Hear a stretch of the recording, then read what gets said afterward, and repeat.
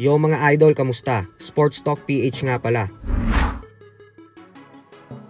Ang reaksyon kay Pacquiao, pag-usapan natin yan mga idol. Ngunit bago ang lahat ay huwag kakalimutang mag-subscribe at i-click ang notification bell button for more sports talk. So hindi nga po natutuwa ang conditioning coach ng ating pambansang kamauman ni Pacquiao na si Justin Fortune sa mga naririnig niyang negatibong bagay na sinasabi ng mga fans at analyst patungkol sa pagbabalik ni Pacman sa buwan ng Hulyo laban sa WBC Welterweight World Champion Mario Barrios. Sa latest interview po kasi nito sa ES News kahapon, ay bumanat po si Fortune at sinabing mga haters lang daw itong mga nagsasabi na walang pag-asang manalo si Pacquiao. Paliwanag nito na tandaan daw natin na sa kabila ng edad ni Pacman na 46 years old, ay masyado pa din daw itong malakas at mabilis. Kaya naman hindi na daw siya magugulat pa kung makuha ni Pacman ang panalo.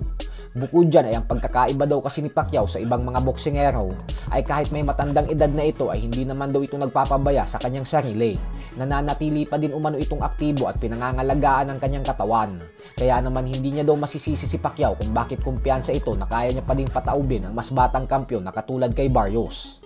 Pero ganun pa man nga po ay hindi pa po natin alam sa ngayon kung siya pa din ang kukunin ni Pacquiao bilang conditioning coach.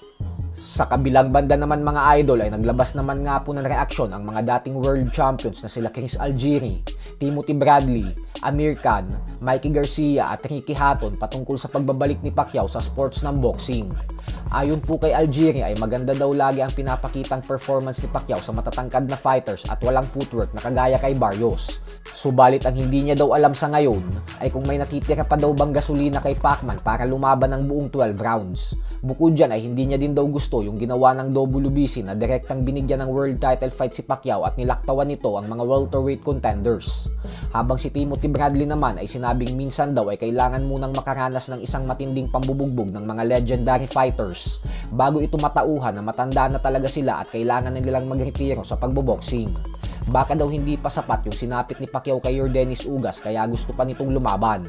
Pero giit nga po ni Bradley na malaki daw ang posibilidad na knockout ang sasapitin ni Pacquiao kay Barrios at na ang laban daw na ito ay ang siyang maglalagay kay Pacman sa permanenteng retirement. Samantala, ayon naman kay Amir Khan, ay hindi niya din daw maintindihan kung bakit nagdesisyon si Pacquiao na lumaban sa isang batang kampyon na tulad kay Barrios. Siya na daw ngayon ang natatakot sa posibleng sapitin ng ating pambansang kamao. Paliwanag ni Khan na dapat daw ay siya na lang ang piniling labanan ni Pacquiao kasi mas match daw sila gawa ng pareho na silang hindi aktibo sa pagboboxing. Habang si Mikey Garcia naman ay sinabing sa sitwasyon daw ngayon ay kay Barrios daw muna siya papanig dahil sa kabataan nito. Subalit kung makuha daw ni Pacman ang panalo ay walang duda na umano na si Pacquiao na ang GOAT ng boxing.